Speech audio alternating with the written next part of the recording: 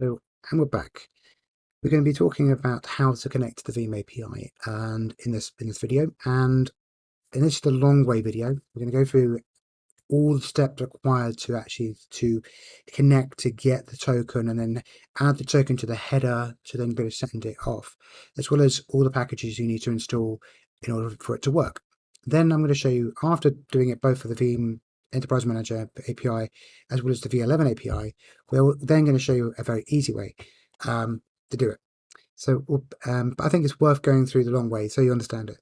First thing I'm going to do is we're going to have a look at the Enterprise Manager REST API reference material, which is this one here on this URL up there. So we're going to go to that.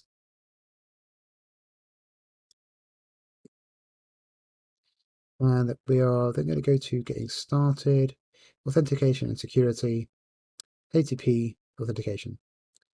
Okay, so this gives us a bit of an insight into what we actually need to do. So I'll make this a bit bigger, okay, so we can see it a little better, and get a bit that smaller. Okay, so this is actually unnecessary. You don't actually have to send this request to the sender endpoint.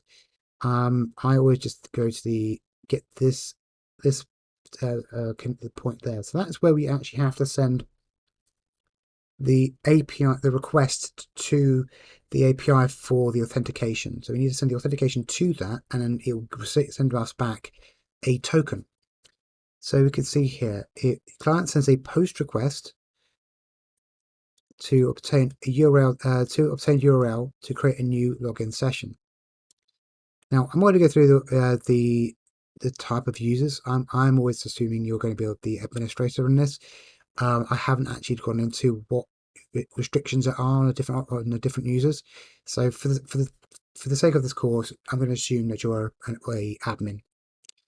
Now, when we use the Veeam for the Enterprise Manager API, we have to use a thing called basic authentication. And what that means is that you take the username and the password with a little is it colon? The colon there between the two, and then you go basic64 and code it. Unfortunately, what we're going to be using is a package called requests, which is a Python library. It's I think eventually it will become a part of the base library. So if we go to that, so you can see this is the requests library, and you can read through all the documentation if you wish to. But I'm going to be obviously giving you the basics, get through it very quickly. So if I go back to here, so this is the example of a base64 encoded username and password, and you can see here the username password pair is applied to the authorization header in the post HTTP request. The client must append basic before the username password pair. So how to have authorization header, that's the key, and then that's the value. Again, requests make this a lot easier because it basically does all that for you. Okay. The server analyzes everything back and basically comes back with, if the login is successful, it will send back this XREST SVC session ID with the token, and then you need to send that token off with the headers from that point onwards. Now, the tokens, I believe, last for about 15 minutes a piece. So, and that's if you time it out. If you're constantly sending requests to the endpoint, as long as you don't leave it more than 15 minutes, you won't need to relog in again. So let's start looking at how we can code this up. Okay. So I've already done an install. So the first thing you're going to need to do is do pip install requests, like I've done here. Okay, pip install requests. You'll see everything downloaded, and we are ready to go to start moving. Now there is a few little things we're going to need to do in order to stop a few warnings happening when we're running the requests, because we're essentially going to be sending things to a self-signed certificate to the Veeam Enterprise Manager, which I'm assuming you have with a self-signed certificate. So I'm not going to go into self-signed certificates in these videos. Maybe another time, because they are quite a lengthy conversation and a constant pain. So I'm going to avoid that for the time being. So what I'm going to do is I need to import requests into requests. Okay, and it will probably going to say they can't find it because it hasn't selected the interpreter yet. So give me a second while that fires up the Juniper. Okay, no, so it's fine. So when you see a squiggly line under things, it usually means that the interpreter or the Python version that you can see up here hasn't been selected yet. So you can press that, and you can see that's now the version of Python that we're actually using. And as we only have one version of Python installed, we only need to do that. Now, just an example, just so we can do a quick request, we are going to just go and we're going to send a quick request to this endpoint, just to kind of do a first example of this. So I'm going to call my response, so the response I'm going to call res, and I'm going to call requests dot get, and you can see it gives me code completion here and asks me what I'm trying to get. So it asks me what text am I I'm sending. So I'm going to send it to https://192.168.4.44 and 193.98/API. Now that is what I meant about the SSL error you get when you don't you don't do some certain things. So I'm going to put verify equals false there. Okay, and it's still getting this warning. Now we can get rid of that warning by bringing in a couple of packages. So I'm going to go at the top here. I'm going to add in URL lib3, and then I'm also going to put in another thing underneath that called disable warnings. Now, I've got to be honest, I'm not super deep into the request library, but I believe it's built on top of URL lib3. So that's why you can import URL lib3 and then suppress the warnings within that. So if I do that and then I hit that, boom, we don't have any warnings anymore. Now, this gives us back the response. Now, the response itself is got a bunch of different methods attached to it. So if we go res.status code, that gives us back what the status code is. And if I just do a quick Google on that, go HTTP response codes. There we go. And it gives us a list. Anything that's got 200 is AU success code. So 200 is okay, and 201 is created, etc., etc. Okay. Now we want to see what data came back from that. So we need to go with res.json, and that didn't work. And I remind myself. Oh, so this is where I forgot to do something because I've sent this without a header. So this has actually come back as you can see, XML data, not come back as JSON data. So this is where we actually have to send a header with the request. So even when we're doing this. So I'm going to go headers, and I'm going to put in, there we go, accept application JSON. Headers equals headers. Now you do not most what we call function calls. You don't actually necessarily have to give it a named instance, but requests is a bit different to that, and that's because the way it's got its args and what's called args and quargs set up. I won't bore you with the detail there. Basically, you do need to say that is the header, and then point to something called headers, and the same with verify. So hopefully, if I send that now, and then I go to res.json down here, we get back the request as it should have been, because I didn't send to the API what type of data I want to have back. That's why I'm saying I'm going to accept application/JSON data back. It's going to send me back the XML version of it. All right, so now we actually need to start thinking about sending the login request. So we've got everything else sort of set up. So we've got the requests installed, imported, we've got the URL lib and the one is suppressed. So what do we need to do next? Okay, so I'm going to create this. I can show you something else you could do with this as well, is you can create markdown sections. So we are going to now put in here login to the API. Okay, so and if you want to put some more details here in this section, we will be logging into the Veeam Enterprise Manager API. So what do we need to do? So we need a few things. So as you saw before, we need to have that session URL, which we've already got there. That's our login URL.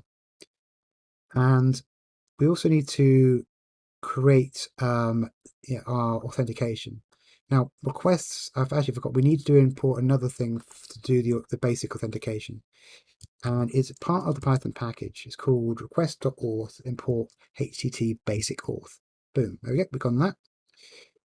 Now, we need to import our details, and you can either just do it hard-coded, or if you want to do it a bit more securely, so you're not necessarily tapping in your credentials so people can see them, you can do something called get pass. So I'm actually going to go back one step. I'm going to import it. Go tap in something called import get pass. That part as part of the standard library. So what I'm going to do is I'm going to go username underscore name. That's just one word. Username equals, and we're going to use a inbuilt function called input. And this basically will ask you what you want to, what input do you want to add in. So I'm going to put in input username. Okay, and I can put underneath it password equals get pass dot get pass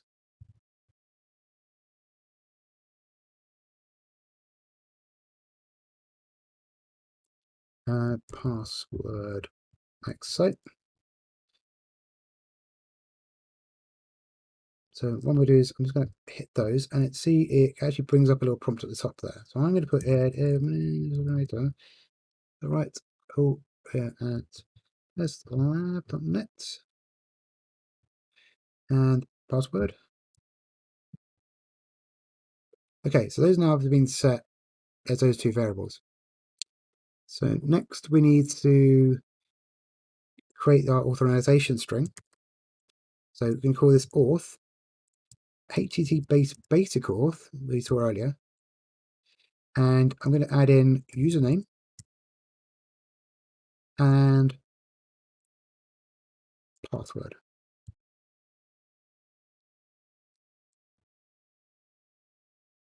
We are actually now ready to make a request to the API to get our data back. Okay, we do res auth equals requests. Now we need to do a post request, and we are going to put in, we're actually going to grab the URL from up here that we grabbed earlier. So this is the login URL. Put that there. Then we're going to go auth equals auth, and then we're going to do like we did earlier, verify equals false. Okay.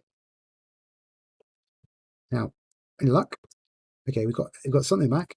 So we can go request.auth.status code 201. That means, as you may have seen earlier, that 201 means it's been created. So we now, when I go to res, now the authorization comes back as part of the headers. So if I go to headers, you can see that we now have XREST and session ID, and this session, and that's the session ID that we needed. In order to be able to make requests now, we're going to add this token to those headers. Now this is a part of what you can do with objects. So because this is an object, you can see here by the curly braces, or dictionary, should I say in this case. So if I go what's called type.headers, like that, you'll see this says dictionary. Dictionary, objects, JSON are all very related. So headers, I'm going to call this headers, and I'm going to grab that bit of text there and put that there. No, that's not working. Okay, I'm going to have to type it in dash rest svc session ID, and then we go to that. And now again, through the power of Python, res.auth.headers.get, and we can now grab that, put that there, because what we're doing is we're going into the headers, and then we're doing what's called a get to get that session ID out. So if I just take that out for a second, I'm actually returning back the session ID. So if I go back to here and go to that, now when I go back to headers, you can see that I've got accept application JSON, and I've added the session header, the ID to the header. So right, that's a palaver. So we have successfully logged into the API. So we can now start making requests to the API to get some meaningful data. So let's have a quick look at the API, and we're going to select something that we can use to.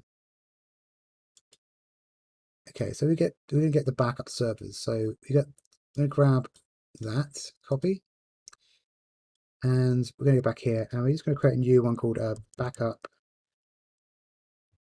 underscore URL. Let's call that, and we're going to call it a string, and we're going to go https /102.168.4.44, and that's my URL from enterprise manager server / backup server. And what we're going to do is we're now going to make a new request. So I'm going to call it bu res equals requests.get s dot get code completion, always good. Okay, now we're going to use the backup URL. Headers equals headers, that's what we just did before. Verify equals false. Okay, and do that and go. Okay, I called it byres. Okay, byres.status code 200. That means it was good. Yes. Now we can't use it directly, so I think like I mentioned before, we need to convert it from JSON into something we can use. So we can. I have a convention of going, bu underscore, call it backup dash data. So when I'm getting data back from, I got the response, and then when I need to get the data, I call it data. So I'm going to call it byres.json, and I'm going to go bu data underneath, so we can print it out. And you can see I have information about my backup server. So with that, I'm going to end it there, and in the next video, we're going to go through how to connect to the V11 API.